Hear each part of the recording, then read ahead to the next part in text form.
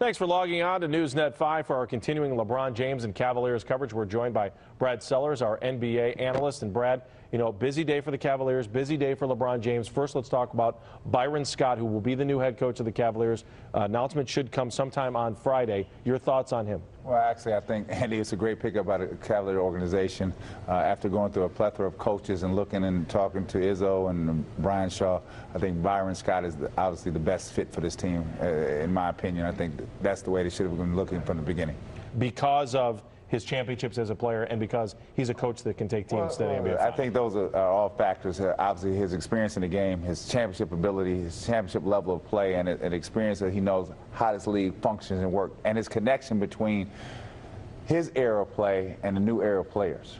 Brett, I mean, he wasn't, and they say this about a lot of coaches, but he wasn't a guy that was a superstar in the league. He was a role player. And a lot of times they say those role players make the best coaches. Is that the case with Byron Scott? Well, Byron Scott is not only a role player, I don't think it's a good definition. He's an all-star. He's an all-star that played on an all-star team. And so he was one of the great options, and every time you had to play him, you had to defend him. So he knows how this thing works. He really does, and I think that's what he brings to the table here in Cleveland. All right, if you're LeBron James and you're looking at all these teams that are looking at you, and you say, Byron Scott, is that the best coach for me? Tom Thibodeau? Is that a factor in this situation? Well, in this case, you know, I had a chance to play for Tom Thibodeau when I was in Minnesota, and so I know Tom well. He knows the X and O's. I think in this particular circumstance with the Cavaliers, Byron Scott is the guy to lead LeBron James. Because in LeBron James, I will say this, he averages 30-plus a game here in Cleveland.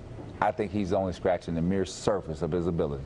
I told someone the other day, the performance of LeBron James, if nurtured right, he could really get to the level of where Wilt was 40 or 50 years ago, averaging 50 points. I think that kid could have 50 points in this league. And that, at this point, is just down to coaching? I think it's down to not only just coaching and being able to nurture and bring out the best of the ability in that person. He has so much ability that I don't even think he recognizes how much ability he has. And that's where LeBron James is as in development as a player. All right, Brad, when you listen to the pundits on ESPN or any of the websites that are out there, and they say the Cavaliers are fourth place, fifth place in this race. Some are saying Cavs have a good chance. First of all, as a Cavalier fan, what do you do when you see that stuff? Well, I mean, it's opinion. Everybody has an opinion. And there's a saying about that. Yeah, there's a saying about that. But I think the thing that goes down at the end of the day is it's going to depend upon how these other top-level free agents, where they end up going. Because I'm sure LeBron James, if I'm him, I'm not thinking that I want to go anywhere and shoulder the entire load by myself. I might as well stay here in Cleveland. I think you started to see that with Joe Johnson going back to Atlanta. I think a lot of that's going to happen in the next 48 hours. So once that happens, LeBron James obviously has to get on the bandwagon of the team that he's with immediately, especially if it's the Cavaliers, because they don't have the cap space. They're going to have to do sign and trade. They're going to have to figure out another way to get him another part. But it seems silly because you go back and look at this team, and if you brought back exactly the same team, that team had the best record in the NBA last season. Well, you know, I think we're underselling ourselves. I think that this organization has done a good job in the last 3 or 4 years putting itself in a position to win.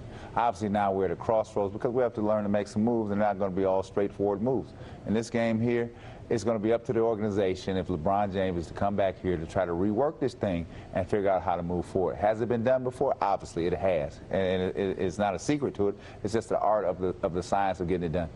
The difference between LeBron James going on the road and meeting with all these teams and having these teams come to Cleveland, what does that mean? Well, first of all, I thought that was a brilliant move from his team to bring everybody here to Cleveland. I think it was silly to even think about going all over the country, you know. But you've got to recognize that this young man did not get recruited in high school the way that most people who go from high school to college. You know, at a certain point, it was destined that he was going to the NBA, so he didn't go through that entire process. Now he's going through the process. It just happens to be occurring on a level that's in a professional level, which is a never-before-seen circumstance. And so now he's living it out. So I think that it was great for him to do it here in town. It keeps it a small circle. It keeps everybody focused on the end goal. How important is it for LeBron to meet these other owners as far as perhaps playing for another team? I mean, that situation is unique. I mean, you know, I talk about them coming to his office to talk to him, but, I mean, it really is a unique situation because LeBron James has got to know what these guys are bringing to him, right? Well, first of all, what are you going to learn about somebody in 2 hours? I'm not going to know you. I met you. I don't know what you're about. I don't know really how you operate. So he's not going to learn a lot. It's a nice dog and pony show. It really is. But at the end of the day, he's got to be comfortable with who's leading that team. It's probably the coach.